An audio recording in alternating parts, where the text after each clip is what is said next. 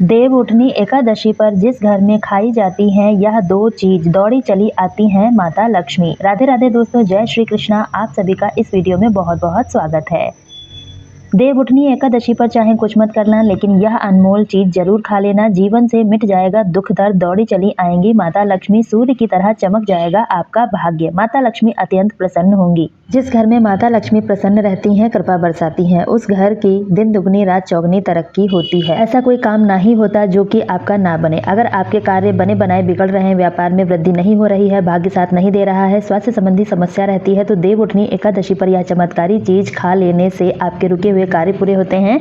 माता लक्ष्मी अपनी कृपा बरसाती हैं, व्यापार में वृद्धि होती है, इतना पैसा आएगा कि संभाल नहीं पाएंगे, क्योंकि यह जो चीज है यह बहुत ही प्रभावशाली होने के साथ साथ चमत्कारी है। इस चीज को देवउठनी एकादशी पर खा लेने से इसका प्रभाव तुरंत देखने को मिलेगा। जीवन में जिस भी समस्या का सामना करना पड़ रहा है वह अब पूरा होगा। सभी समस्याओं का अब माता लक्ष्मी की कृपा से अंत हो जाएगा। हिंदू धर्म में एकादशी तिथि का विशेष महत्व है। हर माह में 2 एकादशी तिथि आती हैं, साल भर में कुल 24 एकादशी तिथि आती हैं।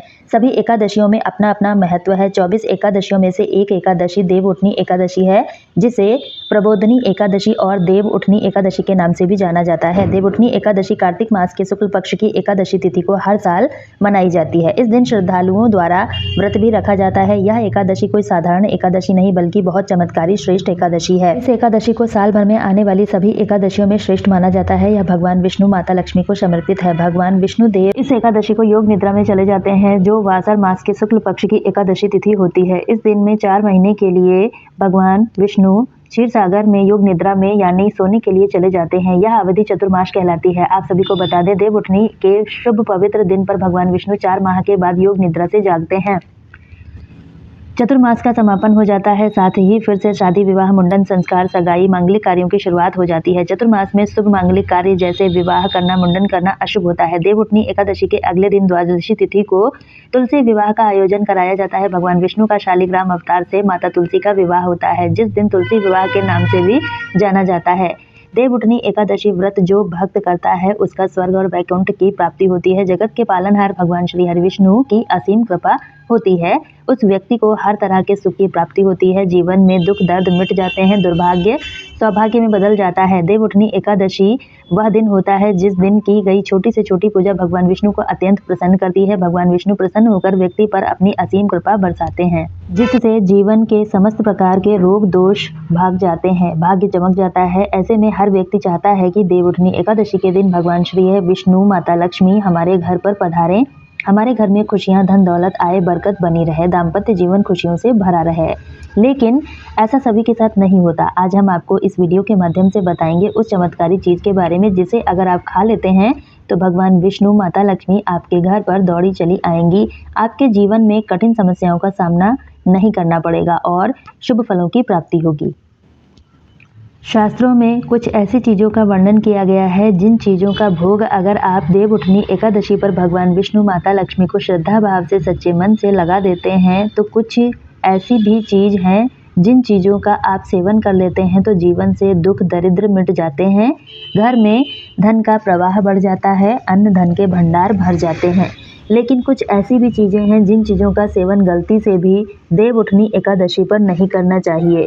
तो दोस्तों, इस वीडियो के माध्यम से हम आपको बताएंगे इस साल 2025 में देवउठनी एकादशी का शुभ पावन पर्व कब मनाया जाएगा, व्रत किस दिन रखा जाएगा, इसका पारण किस दिन करें, देवउठनी एकादशी के दिन किन चमत्कारी चीज़ों का भोग भगवान विष्णु माता लक्ष्मी को लगाने से और किन चीज़ों का सेवन करने से घर में सुख शांति बनी रहती है, यह भी जानेंगे कि देवउठनी एकादशी पर किन चीज़ों का सेवन भूल कर भी नहीं करना चाहिए जिससे धन की बरकत रुक जाती है। इस वीडियो में आपको देवउठनी एकादशी के शुभ पावन व्रत के बारे में संपूर्ण जानकारी मिलेगी। लेकिन अगर आपने अभी तक वीडियो को लाइक नहीं किया है तो जल्दी से लाइक कर दें और ज़्यादा से ज़्यादा शेयर करें ताकि सभी को यह वीडियो मिल सके, और कमेंट बॉक्स में जय श्री हरि विष्णु जय माता लक्ष्मी ज़रूर लिखें। तो चलिए सबसे पहले जान लेते हैं इस साल 2025 में देवउठनी एकादशी का पर्व कब मनाया जाएगा, व्रत का पारण करने का शुभ समय क्या होगा। इस साल 2025 में देवउठनी एकादशी को 2 दिन मनाया जा रहा है, 1 नवंबर और 2 नवंबर को। ऐसे में देवउठनी एकादशी की शुरुआत 1 नवंबर शनिवार को सुबह 9:11 से होगी। समापन 2 नवंबर सुबह 7:31 पर होगा। ऐसे में गृहस्थ लोगों के लिए देवउठनी एकादशी का पर्व 1 नवंबर शनिवार को रखा जाएगा। वैष्णव संप्रदाय के लोगों के लिए देवउठनी एकादशी का व्रत 2 नवंबर रविवार को रखा जाएगा। जो व्यक्ति 1 नवंबर को देवउठनी एकादशी का व्रत रखेंगे तो 2 नवंबर को व्रत का पारण यानी व्रत तोड़ेंगे। इसका समय दोपहर 1:11 से लेकर 3:30 तक रहेगा। पारण तिथि के दिन हरिवासर का समय 12:55 पर समाप्त होगा। जिन लोगों को नहीं पता है कि हरिवासर क्या होता है उनको बता दें, देवउठनी एकादशी का व्रत पारण हरिवासर के दौरान कभी भी नहीं करना चाहिए। जो व्यक्ति व्रत कर रहे हैं उन्हें व्रत तोड़ने से पहले हरिवासर समाप्त होने की प्रतीक्षा जरूर करनी चाहिए। कभी कभी एकादशी व्रत लगातार 2 दिनों के लिए हो जाता है, तब एकादशी व्रत 2 दिन होता है, तब स्मार्त परिवार जनों को पहले दिन एकादशी का व्रत करना चाहिए। दूसरे दिन वाली एकादशी को दूजी एकादशी कहा जाता है। सन्यासियों, विद्वान, मोक्ष प्राप्ति के इच्छुक श्रद्धालुओं को दूजी एकादशी के दिन व्रत करना चाहिए। एकादशी व्रत को 2 दिन का जब जब होता है तब तब दूजी एकादशी और वैष्णव एकादशी एक ही दिन होती हैं। जो श्रद्धालु 2 नवंबर को एकादशी के व्रत रखेंगे उनके लिए पारण व्रत तोड़ने का समय सुबह 6:34 से लेकर 8:46 तक रहेगा। पारण के दिन द्वादशी सूर्योदय से पहले समाप्त हो जाएगी। देवउठनी एकादशी पर ब्रह्म मुहूर्त का समय 4:50 से लेकर 5:41 तक रहेगा। अभिजीत मुहूर्त 11:42 से लेकर दोपहर 12:27 तक रहेगा। तो चलिए दोस्तों, आप जानते हैं उन चमत्कारी चीज़ों के बारे में जिन चीज़ों का भोग देवउठनी एकादशी पर भगवान विष्णु, माता लक्ष्मी को लगाने और किन चीज़ों का सेवन कर लेने से बेड़ा पार हो जाता है। लेकिन दोस्तों, आपसे छोटी सी रिक्वेस्ट है, अगर आपने अभी तक वीडियो को लाइक नहीं किया तो जल्दी से एक लाइक कर दें और कमेंट बॉक्स में जय माता लक्ष्मी, जय श्री हरिवैष्णव जरूर लिखें। चलिए देख लेते हैं कि हमें क्या करना है। नंबर 1, कद्दू का भोग। देवउठनी एकादशी पर भगवान विष्णु, माता लक्ष्मी को कद्दू का भोग लगाना शुभ माना गया है। कद्दू शुद्ध, सात्विक और पवित्रता का प्रतीक है। भगवान विष्णु योग निद्रा से जागते हैं तो उन्हें हल्के, शुद्ध और सात्विक भोग अर्पित करने चाहिए। कद्दू उन्हीं में से एक है। देवउठनी एकादशी के दिन जब आप भगवान विष्णु की पूजा करें, आप शुद्ध कद्दू की सब्जी बनाकर कद्दू का भोग लगाएं। भोग में तुलसी दल जरूर डालें। बिना तुलसी दल के भगवान विष्णु भोग ग्रहण नहीं करते। प्रसाद के रूप में स्वयं भी ग्रहण करें। अगर आपने व्रत रखा है तो आप इसे ग्रहण ना करें। मान्यता है कद्दू का भोग लगाने से शरीर की नकारात्मक ऊर्जा भी दूर होती है। नंबर 2, गन्ना। देवउठनी एकादशी की पूजा में गन्ने का विशेष महत्व है। यह केवल एक भोग नहीं बल्कि पूजा सामग्री का महत्वपूर्ण हिस्सा भी होता है। आप सभी जानते हैं कि इस समय तक गन्ने की नई फसल तैयार हो जाती है, इसलिए आपको गन्ना आसानी से मिल जाएगा। धार्मिक मान्यताओं के अनुसार गन्ने की पूजा स्थल पर एक मंडप का निर्माण करते हैं जिसके नीचे भगवान शालिग्राम, माता तुलसी का विवाह संपन्न कराया जाता है। नंबर 3, सिंघाड़ा।